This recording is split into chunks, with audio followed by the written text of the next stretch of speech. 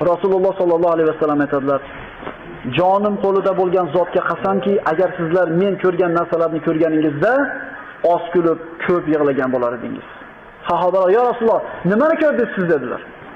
Rasululloh: "O'tni, jahannamni ko'rdim" dedi. Alloh subhanahu va taolo, Imom Muslim rivoyati, Rasululloh aytadilar: "Jahannamni va jannatni yaratib bo'lganidan keyin Alloh taolo Jibrilga buyurdi: "Boring, jannatni ko'rib keling." Jibril bordi, jannatni ko'rdi.